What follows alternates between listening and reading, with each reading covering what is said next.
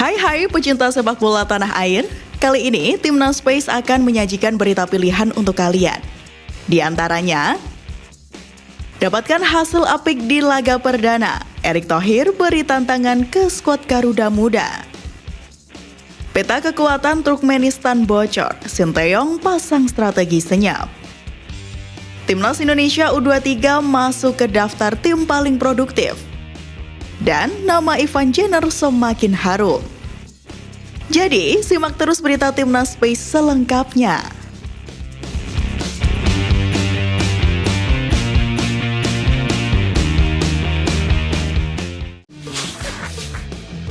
Sebagaimana diketahui, skuad Garuda Asia sedang menyiapkan diri untuk menghadapi Piala Dunia U17 November mendatang. Mengenai hal tersebut pun, Ketua Umum PSSI Erick Thohir buka suara terkait kondisi terbaru Timnas Indonesia U17 itu. Dia menyebut hanya ada 9 dari 31 pemain yang masuk standar konsultan pelatih Frank Wormuth. Meski demikian, Erick Thohir menyatakan bahwa hal itu tidak masalah. Justru, baginya hal ini menjadi temuan penting yang bisa diambil nilai positifnya. Walau begitu, Erick Thohir enggan menyebut nama-nama pemain yang disebut masuk standar Frank. Juga enggan menyebut pemain yang sebetulnya tidak masuk standar sebab hal tersebut merupakan rahasia pelatih. Di samping itu, Erick Thohir juga memberi kabar baik jelang ajang prestisius level usia tersebut. Ketua Umum PSSI itu secara resmi mengumumkan bahwa pemain berdarah Indonesia Brazil Welber Halim Jardim sudah mempunyai paspor Indonesia dan siap untuk membela Panji Merah Putih di Piala Dunia U17 November mendatang. Salah satu pelatih tim dari negara tetangga yakni Kim Pan-gon sesumbar di laga FIFA Matchday periode September ini. Sebagai tambahan informasi, skuad Harimau Malaya mempunyai 3 laga FIFA Matchday di September ini. Di antaranya melawan Suriah, Cina, dan India. Sebelumnya, kompatriot Sinteyong itu mempunyai kondisi yang sangat percaya diri usai berhasil menahan imbang Suriah dengan skor 2-2 pada 6 September kemarin. Hasil imbang melawan Suriah dikatakan menjadi modal sangat berharga bagi Malaysia, khususnya untuk melawan Cina. Kepercayaan diri berlebih membuat Kim Pan-gon merasa hebat. Ia pun mengaku tak segan akan membawa Malaysia menggilas tuan rumah Cina. Dengan kesombongannya itu, skuad Harimau Malaya justru juga mendapati hasil imbang melawan Cina yang digelar pada Sabtu kemarin. Bahkan, skuadnya sering mendapati ancaman dari timnas Cina tersebut. Statistik berbicara bahwa skuad arahan Kim Pan-gon itu hanya mampu menguasai bola sebesar 32% dan hanya mampu melesatkan 9 tembakan saja. Sebagaimana diketahui, Timnas Indonesia U23 berhasil menggilas Chinese Taipei U23 dengan skor 9-0. Di mana gol-gol tersebut dicetak oleh Marcelino 2 gol, Rafael Struijk, Witan Sulaiman, Rio Fahmi, Elkan Bagot, Hoki Caraka, dan Pratama Arhan. Hasil ini menjadi bekal positif untuk melenggang ke putaran final.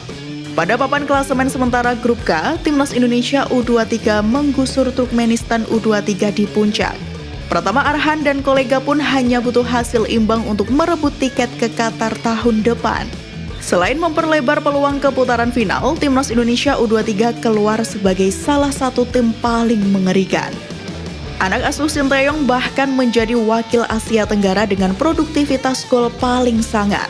Hal tersebut membuat skuad Garuda Muda masuk jajaran tim Asia dengan produktivitas gol paling banyak. Mereka bersanding dengan timnas Yordania U23 yang sama-sama mencetak 9 gol. Tim itu juga menang 9-0 atas timnas Brunei Darussalam U23. Kedua tim ini membuntuti timnas Irak U23 yang masih menjadi tim paling produktif di kualifikasi Piala Asia U23 2024. Mereka mengantongi produktivitas 13 gol usai mengamuk dengan skor 13-0 atas timnas Makau U23. Ketua Umum PSSI Erick Thohir membuat tantangan kepada skuad Garuda Muda usai menang telak atas Cina Taipei pada Sabtu malam kemarin. Sebelumnya, ex-presiden Inter Milan itu meminta skuad Garuda Muda untuk tidak kehilangan fokus. Pasalnya, Selasa malam, Timnas U23 Indonesia bakal bersua Turkmenistan dalam laga penentuan juara grup K kualifikasi Piala Asia U23. Turkmenistan sendiri tidak boleh dianggap remeh oleh skuad asuhan Sinteyong tersebut. Pasalnya, timnas U23 Turkmenistan juga banyak diisi oleh para pemain yang rutin main di timnas senior. Erik pun berharap skuad arahan Sinteyong itu bisa meraih hasil maksimal di laga tersebut. Di samping itu, dirinya juga menyebut bahwa skuad Garuda Muda saat ini merupakan generasi emas timnas Indonesia. Meski begitu, Erick Thohir tetap memberi tantangan kepada skuad Garuda Muda. Skuad Garuda Muda ditantang untuk bisa menampilkan standar yang sama saat ditantang tim-tim besar. Ia meminta skuad Garuda Muda untuk tidak cepat terlena. Timnas Cina Taipei harus berakhir lebih cepat usai dikalahkan timnas Indonesia di laga kualifikasi Piala Asia U23. Sebagaimana diketahui, laga yang digelar pada Sabtu malam kemarin, skuad Garuda Muda mengalahkan Cina Taipei U23 dengan skor telak yakni 9-0. Usai laga itu, dirinya pun buka suara, di mana sebelumnya Zheng Tailin sudah berlapang dada atas kekalahan tersebut dan mendapatkan banyak pelajaran dari laga kualifikasi Piala Asia U23 tersebut. Dirinya juga berharap timnas Indonesia U23 bisa lolos ke putaran final Piala Asia tahun depan. Di samping itu, pelatih berusia 41 tahun itu memberikan sedikit bocoran tentang kekuatan Turkmenistan U23. Dirinya mengingatkan kepada anak asuh Sinteyong, mereka harus mewaspadai serangan balik yang dimiliki Turkmenistan U23. Hal itu dia katakan karena timnya sudah bertemu dengan tim asuhan Ahmed Agamiradov itu pada 6 September lalu. Ketika skuadnya juga harus menelan kekalahan dengan skor 4-0. Tentu dengan bocoran strategi Turkmenistan dari pelatih Cina Taipei itu bisa menjadi modal jelang saling berhadapan pada Selasa 12 September mendatang. Timnas Indonesia U23 menampilkan penampilan yang patut diacungi jempol saat melawan Taiwan di Stadion Manahan Solo Sabtu malam kemarin. Dalam pertandingan tersebut, skuad Garuda Muda tampil sangat superior dan mencukur Taiwan dengan skor 9 gol tanpa balas pada ajang kualifikasi Piala Asia U23. Di pertandingan ini, ada salah satu nama yang mencuri perhatian para supporter timnas Indonesia U23. Pemain tersebut yakni Ivar Jenner. Ya, pemain berusia 19 tahun ini tampil gemilang di debutnya bersama timnas Indonesia U23. Walaupun dinilai bermain tidak terlalu ngotot, pemain milik FC Utrecht ini memiliki visi permainan yang apik. Dirinya memberikan umpan-umpan presisi seperti seorang pemain top Liga Belanda. Dan kualitas operannya diakui oleh para supporter Garuda, bahkan Ivar Jenner berhasil membuat 2 assist untuk Garuda Muda. Supporter Garuda pun memuji gaya bermainnya dan membandingkannya dengan pemain Real Madrid, yakni Toni Kroos. Hal tersebut membuat nama Ivar Jenner trending di sosial media. Tentu, dengan pujian tersebut diharapkan akan menjadi pelecut semangat sang pemain untuk menghadapi laga pamungkas kualifikasi Piala Asia U23 Selasa mendatang. Setelah mendapatkan hasil yang mencolok di laga perdana kualifikasi Piala Asia U23, para penggawa skuad Garuda Muda langsung memanaskan mesin lagi jelang menghadapi Turkmenistan pada Selasa malam besok. Tim arahan Sinteyong itu terpantau sudah melakukan pemusatan lagi di Solo pada hari Minggu kemarin.